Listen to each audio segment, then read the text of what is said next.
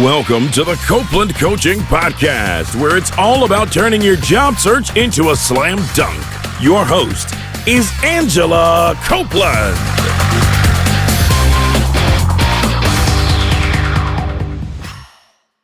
Welcome to the Copeland Coaching Podcast. I'm your host, Angela Copeland. Live on the phone with me today, I have Kevin Tomczak in Orange County, California. Kevin is the Senior Director of Product Strategy and Innovation at APT Metrics, where he manages the sales and business development efforts. APT provides evidence-based talent management solutions. They devise practical solutions to help clients connect, assess, select, develop, and retain their top talent. Kevin also holds an MBA from Pepperdine University in Malibu, California, and he studied at ESA University in Barcelona, Spain. Kevin, thanks for joining me today. Hi, Angela. I'm very, very excited to be here, and thank you very much for asking me here. I'm so excited. First of all, we went to graduate school together, and I was just saying before we got started, I don't think we've probably talked on the phone. I mean, other than maybe LinkedIn and Facebook, we haven't really talked live in person, I think, since maybe 2005. It's been a long time. Yeah, it's so crazy. Well, so now you're working for this really interesting company that helps with pre-employment screenings, and so it's going to be a little different today than what we often talk about, but I think this topic is incredibly useful, for the job seekers who are listening. So anyway, my understanding is that your company, APT, their solution plugs into the company, like the hiring company, into their online applicant tracking system, and that's where people go to submit their application on the company website. Can you help me to understand how is the system different than the applicant tracking system, and how do they work together? Sure, and it's a great question, and I think that my perspective for your listeners is going to be somewhat aligned with an employer perspective. So it is the companies that we work with hire us in order to assess the talent that may be coming into their organization. Our online selection system or assessment system is called Selection Metrics, and it can be used by itself just for assessments, but most of the time, especially in high volume situations where thousands or hundreds of thousands or even millions of candidates are coming to companies every year, we work with an applicant tracking system. The applicant tracking system holds all of the resume information, candidate names, anything it's sort of the first thing that candidates hit. And a lot of times you'll be able to tell a difference between if you're a candidate when you are looking at a company website and then when you actually click something that was like find a position or apply for a position, you move into the applicant tracking system. Mm-hmm. Selection Metrics plugs into the applicant tracking system, and a lot of times you don't really know that you're moving from one system to another because the applicant tracking system, after a candidate's completed their resume, they may have answered a few sort of qualification questions. Do you hold a 4-year degree, or do you hold a high school diploma, something like that. The applicant tracking system hands off the candidate into Selection Metrics, and it's in Selection Metrics where you take the tests that are required in order to move on in the selection process. Mm-hmm. And then the best way I can describe it is it's almost like a restaurant. Okay, mm-hmm. So the restaurant is housed in a building. It has all of the appliances, and that's sort of like the applicant tracking system. Mm-hmm. Whereas Selection Metrics, and actually there's a number of other vendors as well that may do background checks or other parts of the employment process. There's other vendors that really are involved with delivering value to the guests, and so they can't exist. You can't have a restaurant and a guest have a great experience without the chef, the sous chef, the waiter, and the chef, sous chef, and waiter would be lost without a place to actually cook and serve their food. Mm-hmm. So the best way I can describe it is it's like a restaurant. There's a lot of different parties involved, and each one of those has their role that has to work together in order to deliver value to the client and an exceptional guest experience. No, that makes sense. So I'm curious, just high level, why would a company choose to use a product like the one that APT provides? I mean, what's kind of the reasoning behind using these kind of these assessments? Sure. There are a couple different ones. One very clear one, especially with large companies, is that large companies get hundreds and thousands of resumes, submissions, for each job posting.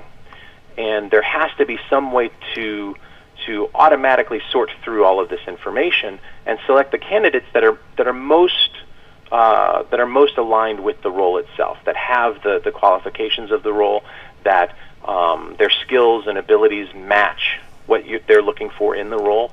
And so one is just a sheer volume standpoint. So we're able to, with an assessment, we're able to measure the skills and abilities and match those to the role and select the most highly qualified candidates. So that's one. The other very, very important reason, particularly in the United States, is that the pre-employment testing process, and in fact all HR processes, have to be legally defensible. They have to select, or you want them to select majority members and minority members at the same rates, or roughly the same rates, so that males pass the test in the same rates, or roughly the same rates, as females. Same thing with other demographic groups. And so what pre-employment testing does is it sort of protects against bias. There's a lot of evidence that shows that if you don't have structured processes in place, you will introduce, or hiring managers or recruiters will introduce, bias into the selection process, and that's not what you want, because there are huge class action suits that are just based on bias claims. That is such a good point, because they totally do introduce bias. There are all kinds of, studies out there, even things like your name or your height, or, there's tons of different things that can cause you to be more or less likely to be hired for a particular job. So that's really interesting. And I like to think, and I know that pre-employment testing can be very scary for individuals, and they may not know how it impacts their possibility of getting a role.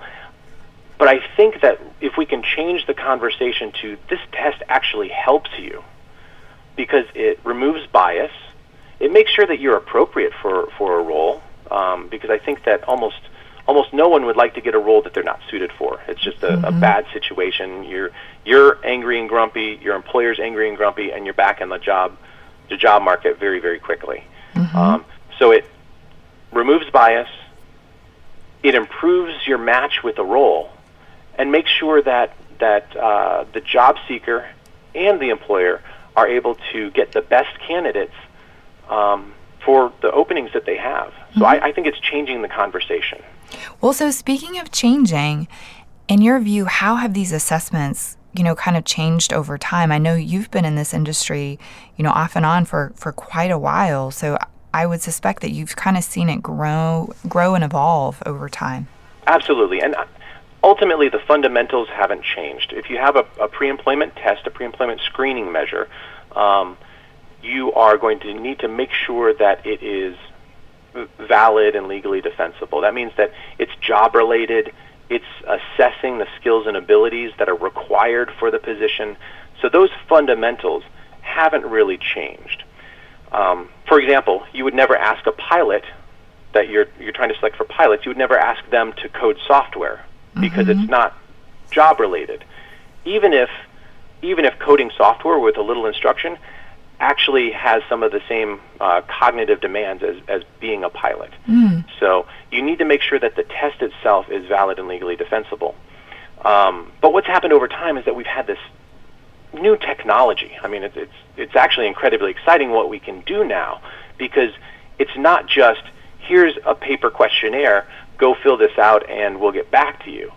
Instead, we're able to sort of wrap the assessment experience in a way that's much more appealing to job candidates. We're able to use multimedia to introduce candidates to the job, what it is they might be doing, and actually, allow them to experience parts of the job without even leaving their home office, or without even leaving their home. So I think that the technology has changed, but the fundamentals have not. I have a great example for pre-employment testing or selecting into a leadership program. We work with a well-known NGO, and we created a simulation that's won a couple awards. And what it does is they wanted to simulate a disaster environment. And so we take candidates, we introduce them to this fictional organization that we've modeled loosely off of the existing organization, and at the very beginning of the assessment or simulation, an earthquake happens in this country that's a fictional country. And we take the candidate, we sort of transport them through multimedia, which is video, as well as emails and other sort of other resources, reports and stuff that all look and feel like it's part of the job. We transport them into this other country that just experienced an earthquake, complete with buildings that are crumbling and resources that they can't get because roads are blocked. It's a really, really exceptional use of technology to give candidates a sample of what they might be dealing with, number one, and also to measure the skills and abilities of candidates in that environment. It's something that if you go back even 5 years, 6 years, it was really, really difficult to do that. But technology has caught up to the point where we can. Gosh, that is really interesting. It kind of makes me reflect back on some assessments I was given, either coming out of undergrad or coming out of grad school. There's a particular job offer that I received coming out of Pepperdine where during the interview process, they flew me to Minneapolis and they did an IQ test, and then they did kind of a personality assessment with a psychologist. But they literally had to drive me to like an office somewhere, and it was like paper and pencil. It was kind of like taking your SAT test.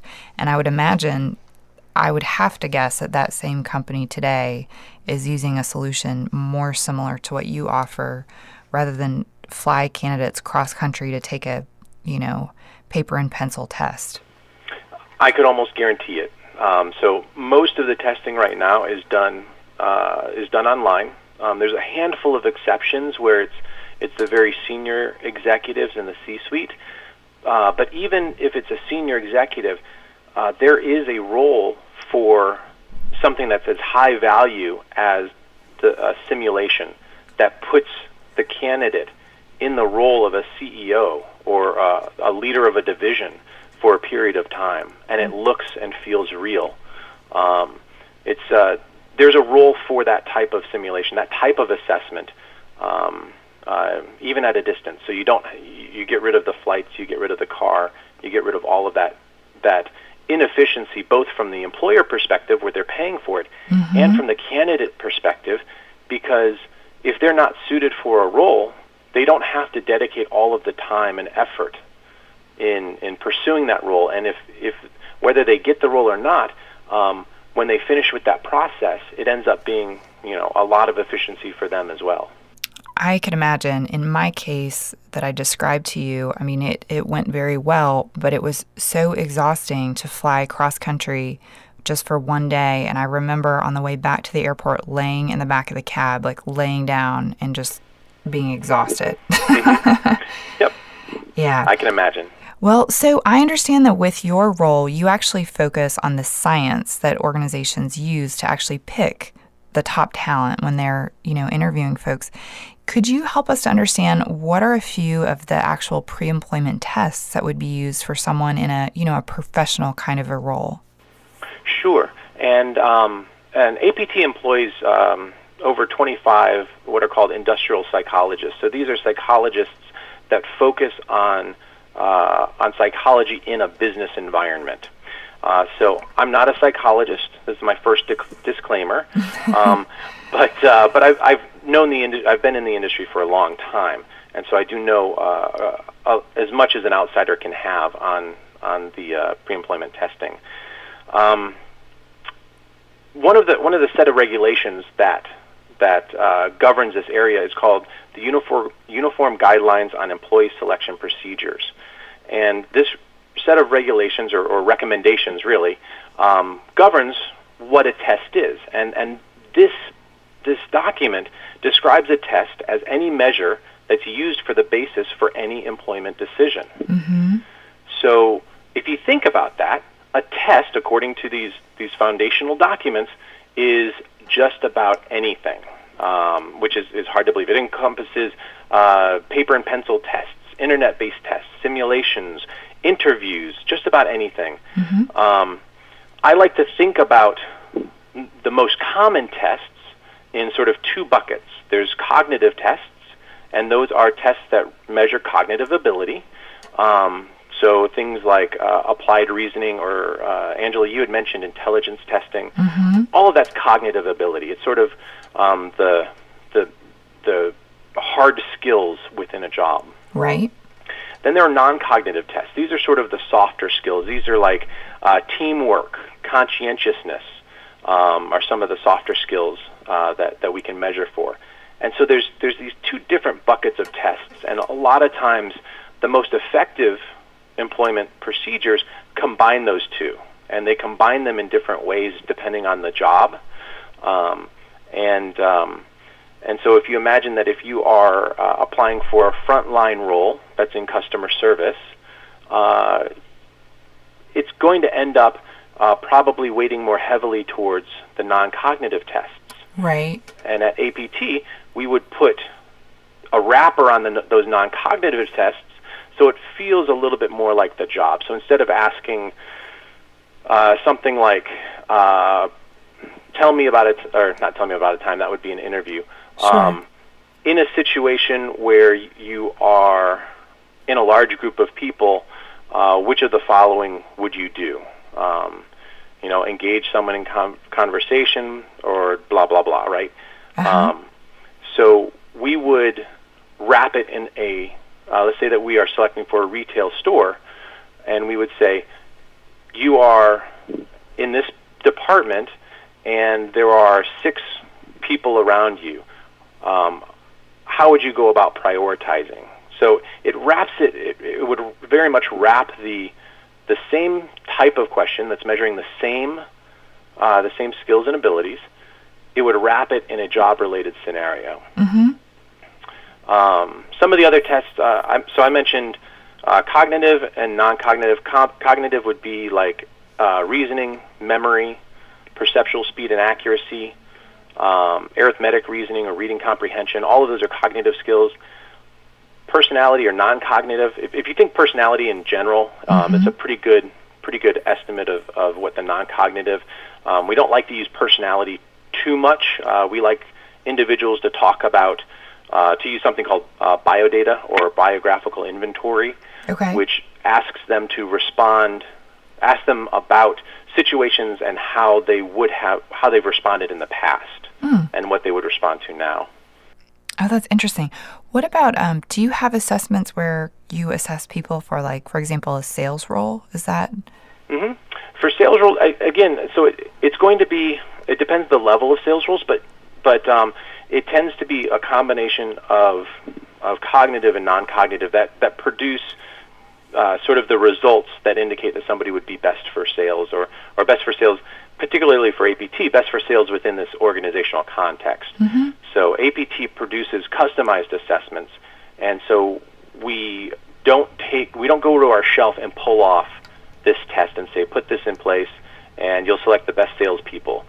Our strong belief is that the context in which someone operates is so important. Mm-hmm. And so you could have a sales role that predicts success in one company, or a sales test that predicts success in one company, and it may not predict success in another. Sure. That absolutely makes sense. Well, so speaking of the customized solutions, can you talk a little bit about the technology that you're using? And, we talked a bit about that it's easier, the candidate can kind of take the assessment from where they are. Are they taking it on their cell phone or on a computer? How does that work? It's a great question. So most assessments these days, even high stakes assessments, are going to the most volume is going to be over the internet. And so we're sort of in a bring your own device, or a BYOD world, where we just have to assume that candidates could be taking assessments on just about anything, including devices that haven't been created yet. Okay. And so we design tests that make that sort of possible. And there's a lot of techniques that we can use to make sure that whether you're taking it on a laptop, a desktop, or a small screen, like a mobile phone, that you would perform the same. And that's the important thing, is that we need to make sure that candidates, regardless of the device, if we're not able to control for the device, that candidates perform the same regardless of it. And we run, before we put tests in place, we run studies to show that it is equivalent between devices. Wow, that's really interesting. That's really, really interesting. Well, so as candidates are preparing, like as we're going out and we're getting ready to take one of these tests, do you have any tips for us based on your experience and things that we might keep in mind that would help us to do our very best? Absolutely. And I think, so I can sort of boil this down to 3 tips. And first off, non-cognitive or personality tests are often a component of this. Okay. And just be honest. I think that a little earlier in this conversation, I mentioned that no one would want to get a job that they're not suited for, especially if they're not suited because their personal characteristics are different than the personal characteristics that are required for the job. So if you're going for a sales role and you need to be, you have a certain set of personal characteristics that you need for that role, if you don't have them, you're not going to be successful. Your employer's not going to be happy because you're not performing well, and you're going to be back on the job market. So be honest. It's so important. And just a little other tidbit, not just for sort of being happy in the role, we also include faking scales where we can tell with pretty good accuracy whether or not someone is responding in a particular way, if they're being dishonest. Oh, that's interesting. So being honest is so important. Number 2 is practice.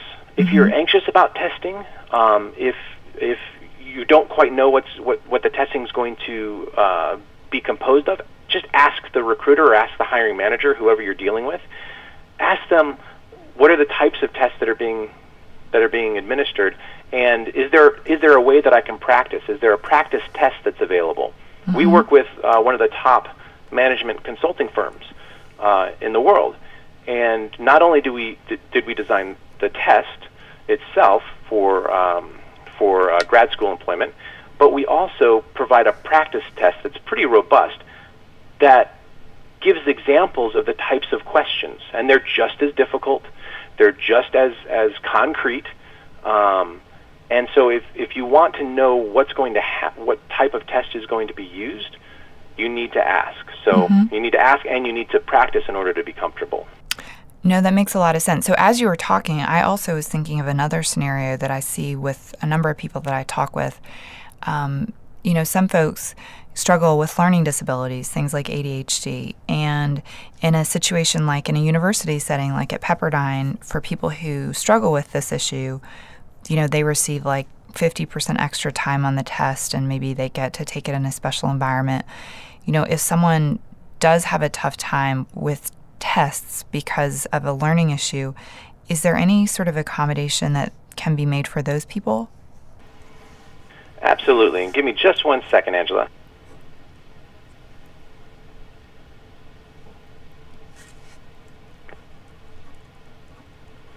So one of the most common mistakes I think that test takers may have is not asking for help, especially if it's related to a disability. And in a pre-employment testing environment, employers are required, in the U.S., employees are required to make accommodations where possible if they're able to make the accommodation on the job. Okay. So it's very important to ask, and it's completely within your right to ask about whether or not an accommodation is available. And quite often, honestly, the accommodations are built into the test itself. So if it's extending time frames or eliminating time frames, If you have that disability, and it will be checked to make sure that you do, but if you have it, then ask for it. It's your right. That's interesting. I will say, from a coaching perspective, that there are places like California where companies are going to be more open to hearing about that. And then there are places like Tennessee where people may be less open. So I think candidates, of course, have to make their own choice about whether or not they want to bring that up. But it's good to know that option exists. So you talked a little bit about putting our, best foot forward. What are some of the mistakes that you see candidates making who are taking these tests? I think the biggest mistake is not asking the recruiter or hiring manager, not feeling comfortable asking them what the test is about, and particularly for individuals with disabilities, asking them for accommodation. Again, it's as a test taker, it's your right to be informed, and it's your right, if you have a disability, to have some sort of accommodation if the employer is able to accommodate it on the job. I agree. The other thing that I hear about occasionally, I've never heard this from a client, but I've heard from other, let's say, friends or acquaintances, is that maybe they have their husband or wife take the test for them, and that absolutely blows my mind. I don't know if that's something that you're able to comment on, but obviously, I think to me it goes back to what you said about you don't want a job that's not a good fit for you. And if you're recruiting someone else to take the exam for you, it's just not a good scenario at all. It's not a good scenario, Angela, and I think that it can produce something that is really, really detrimental, both for the employer and for the test taker. We talked a little earlier about all of the efficiency that's built into implementing pre-employment testing. And if someone's not honest, or if there's not a good match because they had somebody else take the test, it ruins all of that efficiency. Right. Absolutely. Gosh. It reminds me, of when people make it through school by having someone else do their work for them or something, and it's like you miss the whole point of why you even showed up. Absolutely. So, that's amazing to me. But anyway. and Angela, I had one more tip. Yeah, sure. That'd be great. So the last tip of the 3 is to be distraction-free. Okay. You're going to take a test. Earlier you mentioned you were flown out to Minneapolis in order to take these pre-employment tests. Now you're able to take them from the comfort of your own home. You can take them, I kid you not, we've had people take tests on Xboxes. Oh.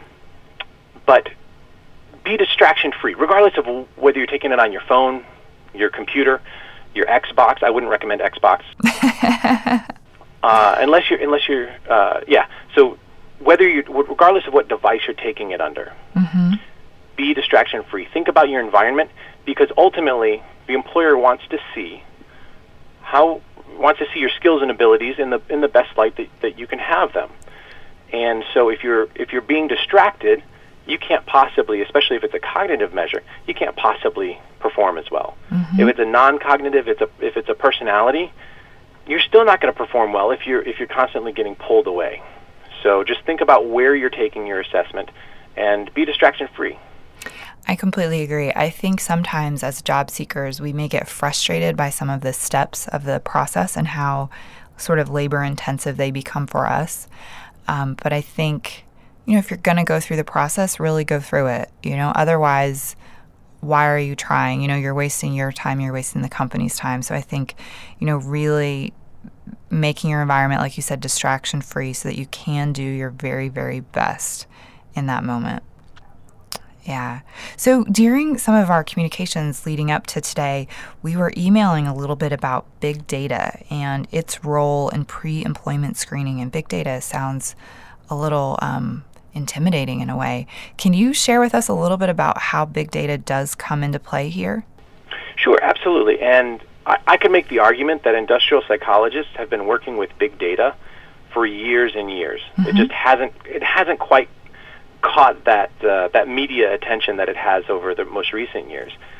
Because ultimately, when we put in place a valid assessment, a valid test, we take, before that ever goes into place, we have people take the test. Mm-hmm. We see how they do.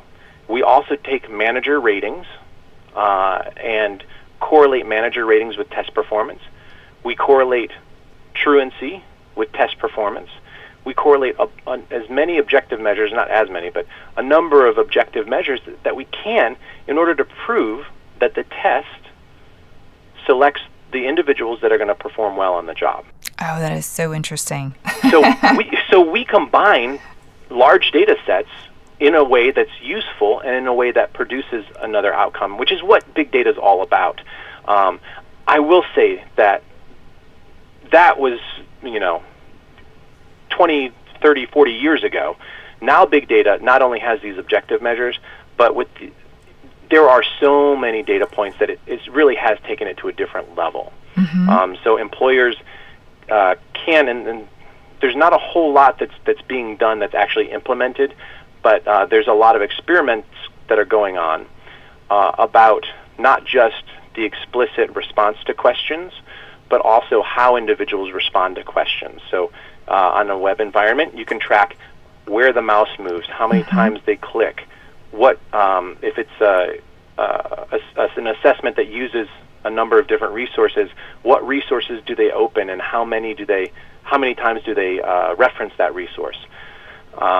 There are companies out there that are working, not APT, but there are companies out there that are working on casual games that really do track these, millions and millions of data points and correlate them with how individuals could perform the job.